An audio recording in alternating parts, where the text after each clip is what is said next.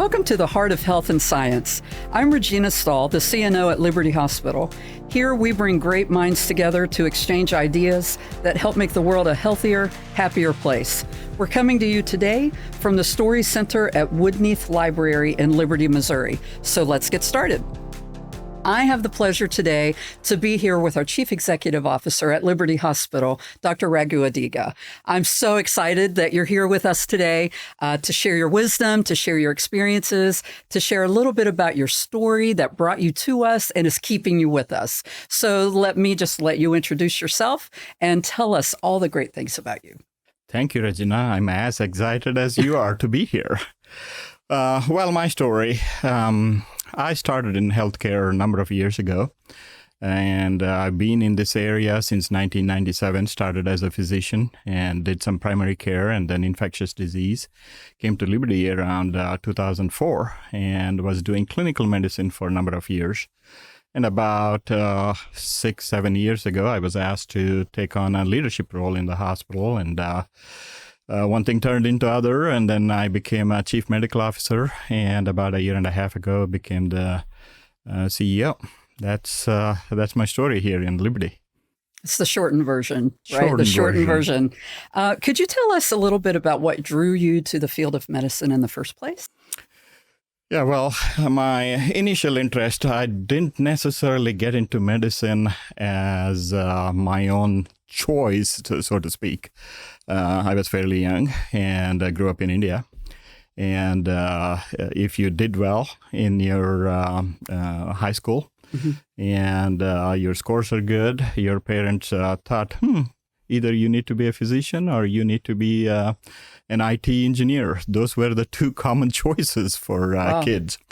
So I had good scores, and then I was thinking about going into computer science, but I got accepted to a med school, and my parents looked at me and said, if you can be a doctor, why would you want to be an engineer? So that's how I ended up being a doctor. However, having said that, once you got into the field, there was no question of looking back.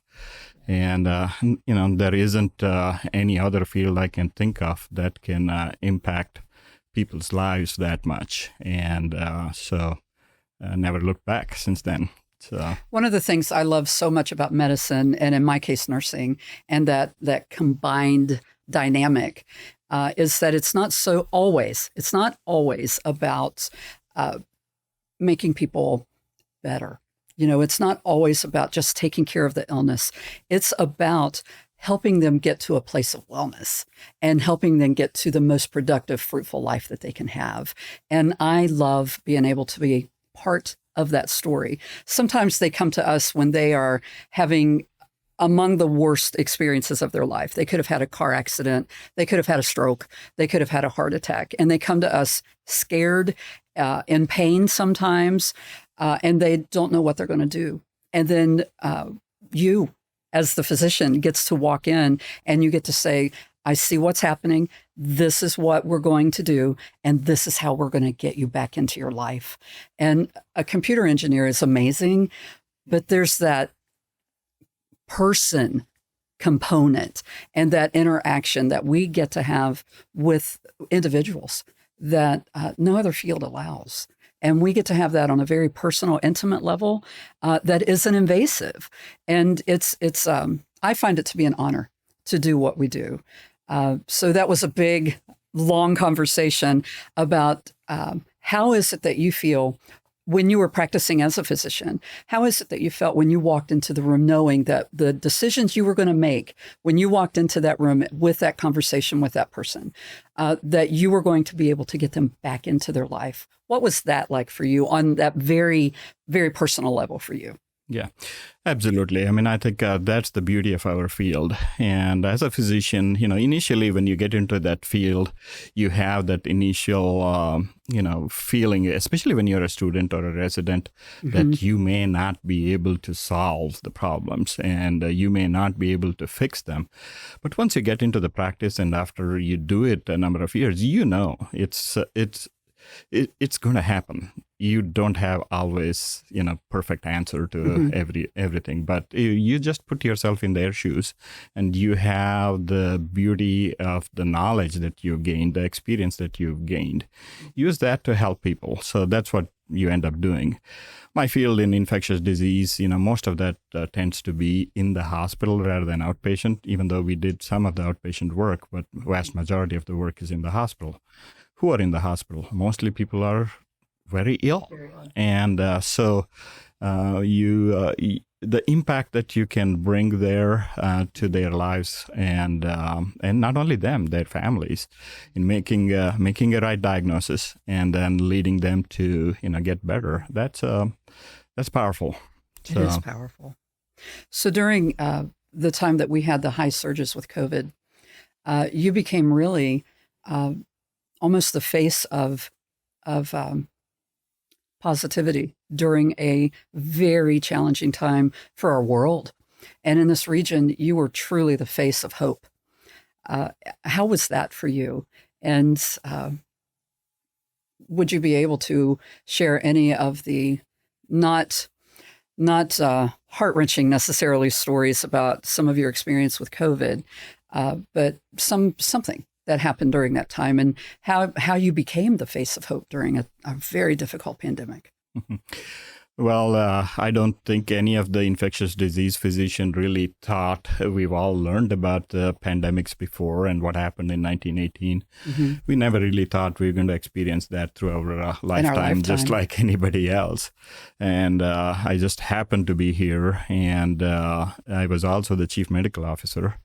And so it just fell on my shoulders. And my CEO then got a group of us together and started creating a team to, handle those things. And they needed sort of a team leader. And he asked for somebody to volunteer, and we were all looking at each other. And then he goes, well, I know of an infectious disease doctor who also happens to be a chief medical officer. And so that's how it fell upon me, which was, of course, appropriate. And we had a group of chief medical officers in Kansas City who got together very frequently. Through Zoom, of course, and talking about how each hospital can handle things. And there is a beauty in coming together and doing the things appropriately together, sharing knowledge with each other. There was a lot of lack of knowledge in the beginning, so we had to learn from each other. So that was very useful. And it so happened that among the chief medical officers, I was the only one who was infectious disease physician. So that way I got a little bit more exposure in, talking to people. And the more you learn, more you talk, you gain more confidence. And it just worked out that way. Stories, well, there are always good stories, bad stories. And, there are times staff were under tremendous stress.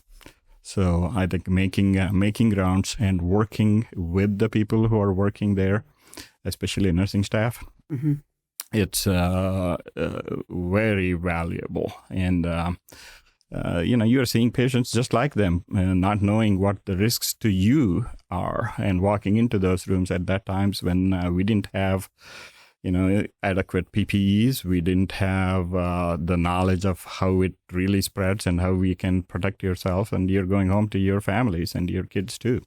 Those were the times we didn't have. I mean, we were seeing 20 plus, 30 plus year olds, healthy people coming and dying in front of us.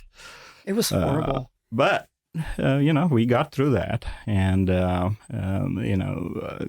fights about vaccines and fights about right medicines, wrong medicines, right. And people getting mad at nurses for, doing the right thing. Those were tough times. And they really were. It was alarming. I felt that one day healthcare workers were considered heroes, and there were commercials on TV, and there were ads, and there were different things on YouTube and all the different social media about people clapping and playing music and cheering. That happened one day, for a period of time. But this day, the very next day, the hero signs were gone, and we were being uh, almost ridiculed because we continued to go into face COVID. And we were advocates for the vaccination, for example. And we became not heroes, but the opposite of hero. And it was just really hard to process. It was really hard because I would go in and I would, provide nursing care to those patients who were on a ventilator, who were really struggling. And it was so hard. I remember one day in particular, I was in the state of Louisiana at the time, and I had a 21-year-old patient who was on a ventilator, and she was really struggling. And we were trying to get her transferred to a higher level of care, to a large facility in the city, and there were no beds available. In a 5-state region, there were no beds available. Right across the hall from her was a gentleman who was 72 years old who looked very much like my dad. And he also was on a ventilator, and he was also struggling. And he tried so hard to tell me stories, and he tried so hard to communicate. And on the first day that I met him, he was able to tell me stories, and he was able to talk to me. On the next day, it wasn't so robust. The stories were very slow, very much more laid back and more quiet. Third day, he didn't tell me any stories because now he's on a ventilator and he can't communicate anymore. And they both died on day 4. And 21-year-old and a 72-year-old, and we were doing everything in our power to save them. And I will carry those 2 individuals specifically with me forever because my hands were on their hands. And I was holding that vent in place, and I was encouraging them to breathe and to stay calm. And I had my hand on the back of our provider and saying, we are going to do this together. And it was just a really, really hard time, a time that we all were able to continue walking through, which I think is a huge success story. Definitely. I mean, we learned a lot. I'm not saying that we didn't do things, looking back at it, we could have done better. One of the things that bothers me the most is how we treated people who were dying in the hospital, keeping their families away. And, looking back at it, we could have done it better, but we didn't know better at that time. So yeah, we didn't. We thought we were protecting the families. Yeah. So we walked through that. So I want to shift us just a little bit. We walked through that, and changes happened within our hospital, and you stopped being our chief medical officer, and you started being our chief executive officer, and now you were leading us completely, the entire ship. You are now our leader of our ship, of our hospital. And one of the things that I know that you really started working on right away was the culture of the organization. Not that we have a bad or had a bad culture, but we were just coming off of that pandemic, and there were some things that we needed to implement a few changes to keep people's spirits up and to keep people eager and ready and wanting to come in and work with us day after day after day. What are some of those cultural changes that you were able to bring in? Yeah, absolutely. I think coming out of the pandemic, any organization has to think through that. They do struggle through some of the, identity questions and how patients and families look at you as well. So we were no different. We are a mid-sized community hospital. There is that home-like atmosphere, friendly atmosphere that's already there. But that alone isn't enough. We need to make sure that the interactions between the staff and the patients and the families needs to be something better. So in terms of that, I think my thoughts on that was to start with the leadership and then get that trickle down to every staff in there. So undoubtedly and also the workforce was changing. So you have to also understand that a lot of people who spent years and decades in healthcare had left the field as well. With all of that, I think my thought was to make sure that leadership was ready. So one of the first things I did is to identify who are the charismatic leaders who could understand what the change in culture needs to be, and how do we send that message into the masses, into the the next level of leadership, and then on down to all the staff. So obviously, as you know, we started that culture journey well over a year ago, starting with the leadership, and that's been extremely helpful in my opinion. Obviously talking about, I think, to me, leaders being able to listen and being vulnerable in terms of being very humble and authentic in and sincere in what you feel about it, and being able to share that with them, that has an immense value. And take from that and then move on to the next step of getting everybody ready for a singular purpose that we have in the hospital. Why are we in healthcare? What are we doing? That is to be focused on the patient. So when you do that, I think the whole organization moves forward, and I think keeping that in mind. So that's what that we started, and I think we've made really good strides. We have made really great strides. And of course, you've been a big part of it. Well, of course. So all I had to do was find you. Well, there you go. There you go. I feel like I came back to life when I came to Liberty Hospital. I was on the road. I was doing a lot of consulting work, and I was very much ready to get off the road, so to speak. And Liberty Hospital and I came together at the right time, at least for me. And I feel like I was able to be brought back to life, by coming here and being able to be part of a cultural transformation and be part of improving the care and the quality that we're all continuing to do. Every hospital across the country and world always has improvements in their quality that they're striving to make every day, every moment of every day.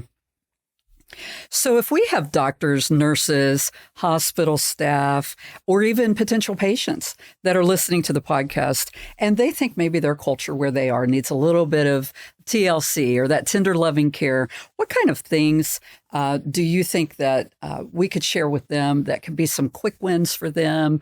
Or how can we make their voices be heard in the way that we are practicing medicine and practicing healthcare in our organization? Yeah, I think you have to create that environment first. And I do believe you have to find the right people to lead and start that. So that's what I would do if I'm a new leader walking in there, identifying those people and giving them the charge to lead that and be able to communicate that to the right people and giving them some directions on which way to go. And of course, as I mentioned, I think listening and coming up with the potential solutions. You don't have answers all the time. You can't fix everything. But if you're honest and are able to explain what you're doing and why you can't do certain things, I think people are just fine with that. I think understanding all of that and so certainly, still giving them a purpose of why they're coming to work, and that it's going to, make have some meaning to their lives and the people whom they are treating, so they can go home happy. And I think if you create that environment, things will get better. You just have to maintain it, though. Mm-hmm. Yes. So getting there is one thing. Maintaining that is an entirely different skill set that we're continually learning. I was listening to a speaker one time talk about the importance of purposeful work that you just alluded to, and he told a story about it's not all about the pay that people receive for the work that they do. I mean, that's certainly a component, but that's not the whole reason that we do what we do. And he told a story about a person that said, I would do anything if I made $100 an hour. That's what I want. I don't care what the work is. That's what I would want to do. And someone took him up on that challenge and said, okay, so come to work with me tomorrow. You'll get paid $100 an hour for 8 hours of work. And then we'll see how you feel. And he said, all right, I'll be there. So he came to work, and the guy had a big stack of bricks, a big stack of bricks. And he said, do you see that pile of bricks over there? He said, yes, I do.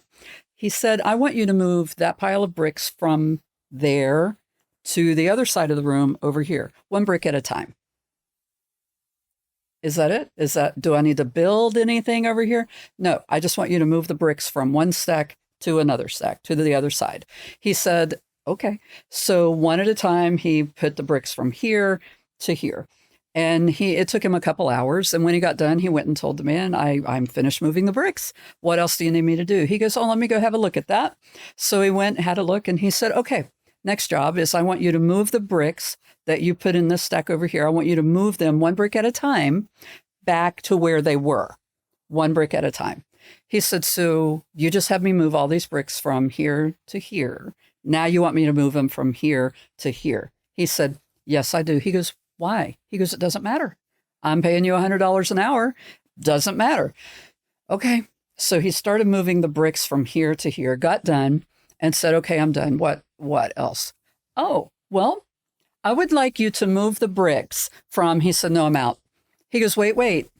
You said that you would do anything for $100 an hour. He said, there's no point to this. Oh, you didn't need a point. You didn't need a purpose. You just wanted to work for 8 hours and get $100 an hour. And he took from that story that it's not about that hourly rate that we make. It's about having purposeful, meaningful, worthwhile work. And moving bricks from one side of a room to another is absolutely not that. So the thing that in healthcare that we're able to do is every day know that what we do matters. It's purposeful, it's meaningful, it's worthwhile. And you get to be the lead of that. Yeah. The employee engagement surveys that we do every year, there was a question in the employee engagement survey last time we did it, and that talked about, do you have a friend at work? And that was an interesting question. We are all like, friend at work, how does that matter? Yeah, we all have friends, but mostly they're, somewhere else. Mm-hmm. But after going through all of this, I understand the importance of, this building culture, building these relationships at work. It really has a meaning. Now, you can look back and say, yeah, I have a good friend at work. And most of those people who are happy at work, they have friends at work. Yes, they do. Yes, they do. So just a few more questions for you today.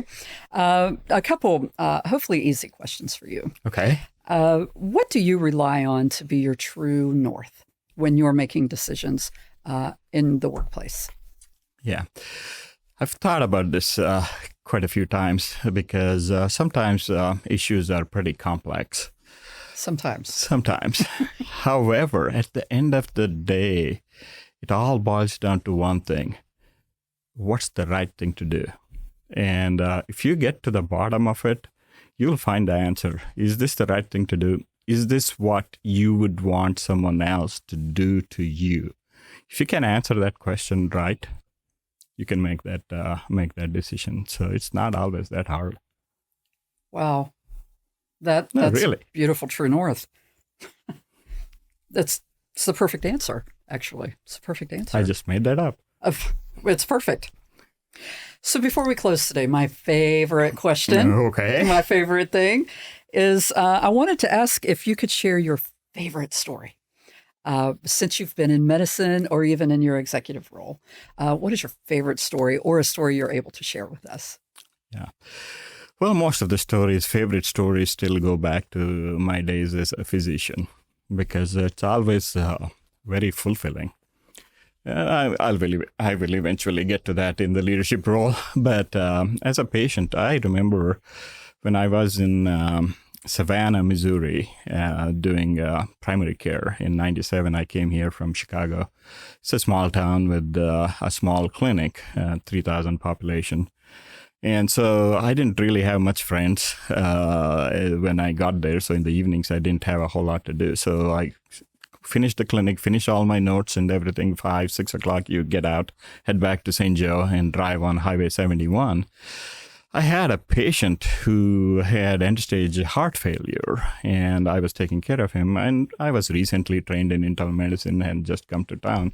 So I knew all the state of the art, what the treatments were and how you can keep somebody alive. So And I was also a hospice medical director. I was medical director for a lot of different things. Anyway, so I put him in hospice, and thought was he was going to, die within 3 months. But there were some, infusions you could do at home. So nobody was doing it at that time. I'm like, he is such a nice 92-year-old man. And so I started doing Mildrenone infusions at home for him. So, and then his wife was a wonderful lady, little old lady. So, so I would stop by their house on my way home. It's right by the highway. And she would keep track of all his Lasix doses, daily weights and everything. And then I would make adjustments to the medications. And she would cook fresh cookies every evening when I stopped by. So, oh, wow. He lived for over a year. And I used to get Christmas cards from her for nearly about 15 years, even after he died, after I moved out of there. So every year. And then eventually about 5-6 years ago, their daughter called me and said the Christmas card stopped. And she also died. And daughter called and let me know. Wow. So good medicine and good cookies. Yeah, cookies were great. Well, thank you so much for coming and joining us today on our podcast. I can't thank you enough. Oh, thank you. This was wonderful.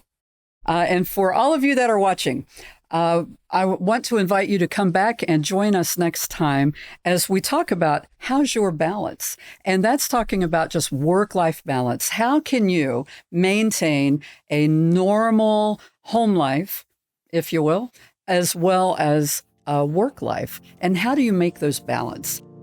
Thank you for joining us on today's exploration into the heart of health and science, brought to you by Liberty Hospital in Kansas City's beautiful Northland.